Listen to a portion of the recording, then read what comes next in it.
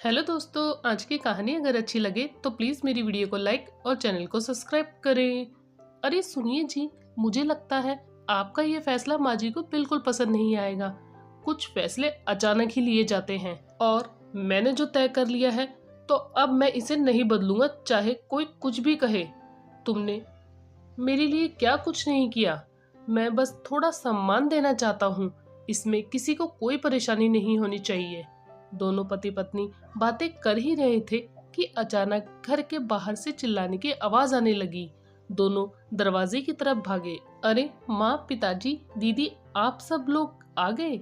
हाँ, आ गए और सब देख भी लिया। छोटा भाई सोनू तुनक कर बोला। क्या हुआ माँ, सफर में कोई परेशानी हुई? अरुण हैरान होते हुए पूछने लगा। अरे परेशानी तो एक ही है हमारे जीवन में, तेरी पत्नी, हमारी बड़ी बहू। कांता जी माथा पीटते हुए बोली। कविता चुपचाप खड़ी सोच रही थी। मुझे पूरा यकीन था सासू माँ आते ही हंगामा कर देगी, और वही हुआ। अरुण बेटा, ये क्या है? आज तक हमारे खानदान में ऐसा किसी ने नहीं किया। पिताजी बोले। अजी आप तो चुप ही रहो, ये सब बहू का किया धरा है। जाने क्या पट्टी पढ़ाई है मेरे बेटा, इसके पल्लू से ही बंद कर ही रह गया। माँ, सही से बताओ बात क्या है, और पहले अंदर चलो, पड़ोस के लोग देख रहे हैं, मेरी क्या इज्जत रह जाएगी। अरुण उन्हें अंदर ले गया। अरुण और कविता शहर में अपना खुद का घर बनाया था। इसके गृह प्रवेश की पूजा के लिए घर वाले गांव से यहाँ आए थे। अब बताओ माँ, पिताजी, क्या बात है?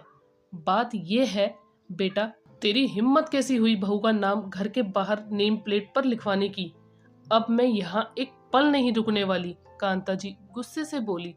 अरे शायद आपने अपना नाम नहीं देखा, कांता बतरा। सब देखा, मगर ये कविता बहू का नाम काहे लिखवा दिए? इसने ऐसा किया ही क्या है? माँ, कविता मेरी पत्नी और इस घर की बहू है। इसने मेरे लिए बहुत कुछ किया है। अगर मैंने इससे थोड़ा मान सम्मान दे दिया तो क्या फर्क पड़ता है? अरे पत्नी है तो कुछ भी करेगी। जा बेटा, नाम हटवा, अब भी के अभी। मैं कुछ नहीं जानती। नहीं हो सकता माँ, जब मेहनत कविता की है तो नाम भी इसी का होगा, अरुण सख्त लहजे में बोला। अरुण की बात सुन कविता अतीत में खो गई। जब वो इस परिवार की बहू बनी तब उसे पता नहीं था उसे इतना संघर्ष करने होंगे। घर में सास ससुर के अलावा 2 शादीशुदा ननद, एक देवर था। पति अरुण घर का बड़ा बेटा होने की वजह से उस पर जिम्मेदारी बहुत थी, इसलिए वे कॉलेज के साथ साथ प्राइवेट नौकरी कर अपने पिता का हाथ बटाने लगे। बड़ा होते हुए भी बहनों की शादी पहले किया गया, फिर अरुण की शादी कविता से हुई और वो बन गई बड़ी बहू। जिम्मेदारी पूरी पर इज्जत अधूरी। वो अपनी सास की हर बात मानती, फिर भी कभी अच्छी ना बन पाई। अरुण अपनी पूरी कमाई अपनी माँ के हाथों में रख देते। उनका कहना था जब सारा कार्यभार माँ संभालती है तो पैसा उन्हीं के हाथों में होना चाहिए। धीरे धीरे वक्त गुजरा, देवर की शादी हो गई, कविता के 2 बच्चे हो गए। बच्चे होने के बाद खर्चे बढ़ते ही चले गए, जिसके लिए पैसा अपनी सास से मांगना पड़ता, मगर जरूरतों के साथ साथ बच्चों की फरमाइश, स्कूल, ट्यूशन फीस, अन्य खर्चों के लिए भी सास के आगे गिड़गिड़ाना पड़ता। तो कभी कभी सास बहू के बीच बहस भी हो जाती थी, तब जाकर कुछ पैसे हाथ लगते। साथ ही हमेशा कांता जी हर वक्त तानों की बरसात करती। इतनी खर्चीली बेकार बहू है, इसके खर्चे खत्म नहीं होते। जबकि कविता जानती थी कैसे कैसे कर अपना और अपने बच्चों का खर्चा चलाती थी। मायके से मिलने वाले नेक संभाल कर रखती है, वक्त पड़ने पर खर्च करती। अरुण अपने माता पिता के आज्ञाकारी लाडले बेटे कहलाते, मगर कविता एक संस्कारी बहू न बन पाई। कुछ समय बाद पता चला देवर जहां मुंबई में काम करते थे वहीं उन्होंने एक नया फ्लैट खरीदा, वह भी कांता जी द्वारा दिए गए पैसों से। आखिर उनके पास भी पैसे कहां से आते? जो अरुण कमाते थे वही पैसे इकट्ठे कर उन्होंने अपने छोटे बेटे को नया घर खरीदने के लिए दे दिए। अपने बड़े बेटे की कमाई को छोटे बेटे के नाम कर दिया। इतना बड़ा धोखा कोई कैसे बर्दाश्त करता, लेकिन फिर भी चुप रहे। हद तो तब हो गई जब उन लोगों ने बड़े भाई भाभी को घर प्रवेश तक में नहीं बुलाया। घर में सिर्फ सास ससुर दोनों नंदे पहुंची। अब दोनों बहनें अपने छोटे भाई के गुणगान करते थकती नहीं। बड़े भाई को पूछना बंद कर दिया। अरुण के सवाल करने पर बोला गया, तुम्हारा ही छोटा भाई है, ऐसी कौन सी जायदाद दे दी तुमने उसे, और हमें क्या पता क्यों नहीं बुलाया। ऐसा बोलकर कांता जी ने पल्ला झाड़ लिया। उसे दिन पहली बार कविता ने अरुण से गुस्सा होते हुए कहा, आपको क्या हासिल हुआ दिन रात अपनी मेहनत की कमाई अपनी माँ के हाथों में रखकर।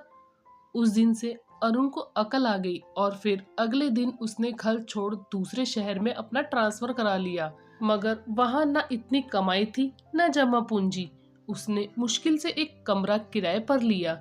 कविता ने भी कुछ वक्त के लिए नौकरी कर ली और वो घर आकर भी ट्यूशन लेती। 7 साल की कड़ी मेहनत के बाद आज उनका घर बनकर तैयार था, जो बिल्कुल भी आसान नहीं था।